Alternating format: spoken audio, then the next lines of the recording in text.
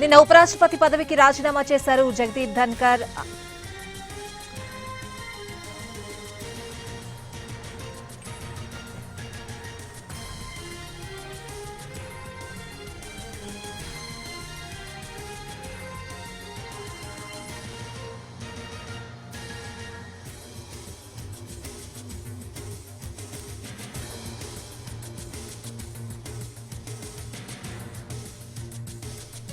Breaking update చూస్తున్నాం. ధన్కర్ రాజీనామాకు రాష్ట్రపతి ఆమోదం తెలిపారు. అనారోగ్య కారణాలతో ఉపరాష్ట్రపతి పదవికి నిన్న ధన్కర్ రాజీనామా చేశారు. అయితే ధన్కర్ రాజీనామాను రాష్ట్రపతి ఆమోదించారు.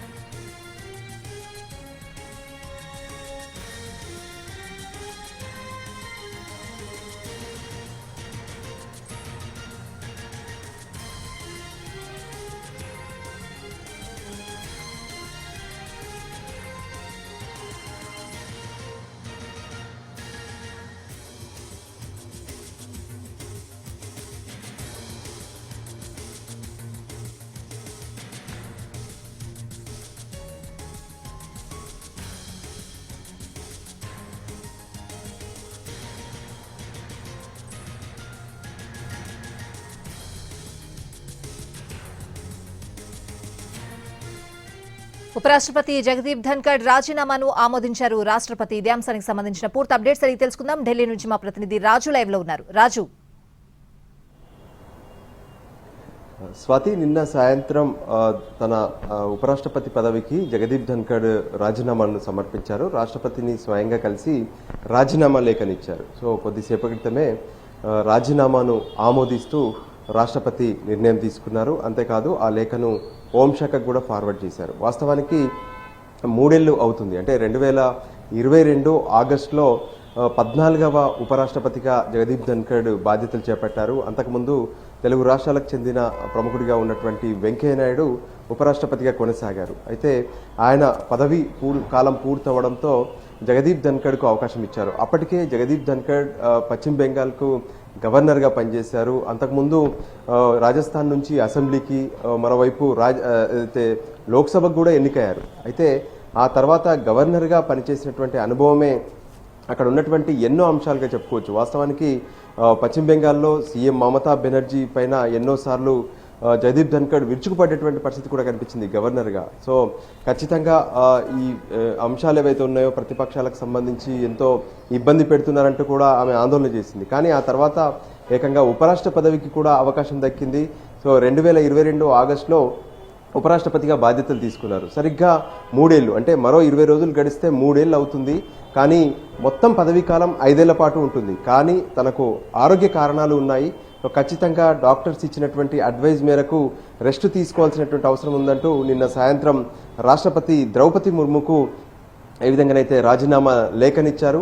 సో ఆ తర్వాత ఈరోజు ఉదయమే ఆ రాజీనామా లేఖను కూడా ఆమోదించారు. ఎందుకంటే రాజీనామా లేఖ ఒకసారి రాష్ట్రపతి వద్దకు వెళ్ళినప్పుడు అది పెండింగ్లో ఉంచకుండా ఏదైనా ఒక నిర్ణయం తీసుకోవాల్సి ఉంటుంది. సో దానికి అనుగుణంగానే ఉపరాష్ట్రపతి స్వయంగా కలిసి జగదీప్ ధన్కర్ రాష్ట్రపతిని స్వయంగా కలిసి తనకున్నటువంటి కారణాలు వీటన్నిటిని కూడా స్వయంగా చెప్పినట్టుగా తెలుస్తుంది. లేఖ ద్వారానే కాదు, నేరుగా చెప్పినటువంటి అంశాలన్నింటినీ కూడా పరిగణలోకి తీసుకొని రాష్ట్రపతి కీలక నిర్ణయం తీసుకున్నారు. సో ఇప్పుడు 60 రోజుల్లోగా నూతన ఉపరాష్ట్రపతిని ఎన్నుకోవాల్సి ఉంటుంది. సో దానికి సంబంధించి కూడా కొంత మళ్ళీ ప్రణాళిక సిద్ధం చేస్తారు. సో ఇప్పటి వరకు మాత్రం ఇక ఏ విధంగానైతే 2 ఏళ్ల ముందే తను పదవి నుంచి తప్పుకున్నారని చెప్పుకోవచ్చు. గతంలో కూడా ఎంతోమంది ఈ ఉపరాష్ట్ర పదవి నుంచి తప్పుకోవాల్సినటువంటి పరిస్థితులు ఏర్పడ్డాయి. కొందరు రాజీనామా చేస్తే కొందరు అప్గ్రేడ్ అవుతూ రాష్ట్రపతి అయినటువంటి సందర్భాల్లో కూడా కనిపించాయి. కానీ ప్రస్తుతం మాత్రం ఆరోగ్య కారణాలతో తాను రాజీనామా చేస్తున్నటువంటి అంశం కూడా కొంత వివాదంగా మారింది. ముఖ్యంగా ఆరోగ్య కారణాలు కాదు, అంతకు మించినటువంటి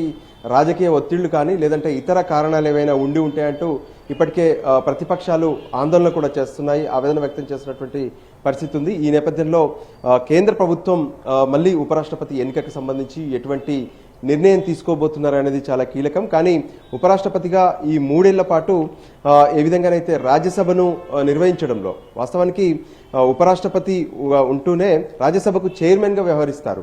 సో ఆ చైర్మన్గా రాజ్యసభలో అక్కడ ఉన్నటువంటి నియమాలను దాంతోపాటు నిబంధనలను కఠినంగా అమలు చేస్తూనే మరోపక్క ప్రతిపక్ష నేతలకు కూడా పూర్తి స్థాయిలో గౌరవం ఇస్తూ సభను ఉందాగా నడిపించినటువంటి పరిస్థితి కనిపించింది. అదే సమయంలో ఆయన పైన అవిశ్వాస తీర్మానాన్ని కూడా ఎదుర్కోవాల్సి వచ్చింది. ఫైనల్గా ఏదైతే రాజ్యసభ వైస్ చైర్మన్ అవిశ్వాస తీర్మానాన్ని తిరస్కరించారు. కానీ కొంత ఈ 3 ఏళ్ల కాలంలో అన్ని రకాల అనుభవాలను జగదీప్ ధన్కర్ అనుభవించారు.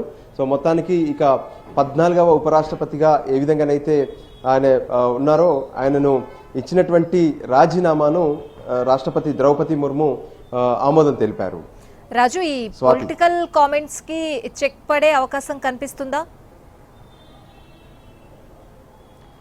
వాస్తవానికి ఎప్పుడైతే నిన్న ఉదయం నుంచి సాయంత్రం వరకు ఆరోగ్యంగా ఉంటూ సభను పూర్తి స్థాయిలో అక్కడ ఉన్నటువంటి వ్యవహారాలన్నింటినీ కూడా నిర్వహించారు.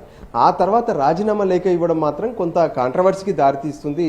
ఖచ్చితంగా దీని వెనక ఏదో కారణాలు ఉన్నాయట్టు. సో ఇప్పటికిప్పుడైతే తెరపడే అవకాశం కనిపించట్లేదు. ఎందుకంటే ఖచ్చితంగా దీని వెనక ఏదో కారణాలు ఉన్నాయనే విషయాన్ని ప్రతిపక్ష నేతలు మాట్లాడుతూనే ఉన్నారు. అంతేకాదు బీజేపీలో ఉన్నటువంటి ఎంపీలకు సైతం దీని వెనక ఏం జరిగింది అనేది అర్థం కావట్లేదు. ఎందుకంటే మార్చిలోనే హార్ట్ స్ట్రోక్ వచ్చిన తర్వాత ఎప్పుడైతే ఎయిమ్స్లో చేరి దాదాపు 10-15 రోజుల పాటు వైద్యం తీసుకొని ఆ తర్వాత తిరిగి మళ్ళీ బడ్జెట్ సమావేశాల్లో తను రాజ్యసభ చైర్మన్గా వ్యవహరించారు. నేరుగా మళ్ళీ తన విధులను నిర్వహించారు. సో అలాంటి వెంటనే తేరుకున్నటువంటి వ్యక్తి, కోలుకున్నటువంటి వ్యక్తి ఇప్పటికిప్పుడు ఎందుకు ఈ నిర్ణయం తీసుకున్నారు అనే దాని మీద మాత్రం కొంత రాజకీయంగా చర్చ జరుగుతూనే ఉంది. స్వాతి, ఇప్పటికిప్పుడున్న తక్షణ కర్తవ్యం ఏంటి రాజు పార్లమెంట్కి? రాజ్యసభలోనైతే రాజ్యసభ నిర్వహణకు ఏమి ఇబ్బంది లేదు. వర్షాకాల సమావేశాలు నిన్నటి నుంచి ప్రారంభమయ్యాయి. ఆగస్టు 21 వరకు కొనసాగుతాయి. అయితే రాజ్యసభలో కొంత సీనియర్గా ఉన్నటువంటి హరివంశ్ రాయ్, తను ఏదైతే ప్రస్తుతం రాజ్యసభకు వైస్ చైర్మన్గా ఉన్నారో ఆయన ఈ రాజ్యసభను నిర్వహించడంలో దిట్ట అని కూడా చెప్పుకోవచ్చు. సో ఈ క్రమంలో ఖచ్చితంగా ఆ సభను ఆయన నిర్వహించేందుకు ఆయనకు పూర్తి స్థాయిలో అవకాశాలు కల్పిస్తున్నారు. మరోపక్క ఏ విధంగానైతే ఇప్పటి వరకు ఉన్నటువంటి ప్రత్యేక పరిస్థితులు కావచ్చు, వీటన్నిటి నేపథ్యంలో రాజ్యసభలో ప్యానెల్ స్పీకర్లుగా కూడా కొంతమందిని ఏర్పాటు చేస్తారు. సో వాళ్ళు సభను నిర్వహిస్తూ ఉంటారు. అయినప్పటికీ కూడా నిర్ణీత సమయంలో కొత్త ఉపరాష్ట్రపతిని ఎన్నుకోవాల్సి ఉంటుంది. దానికి సంబంధించినటువంటి ప్రక్రియ కూడా త్వరలోనే మొదలయ్యే అవకాశం స్పష్టంగా కనిపిస్తుంది. స్వాతి. రైట్ రాజు, థ్యాంక్స్.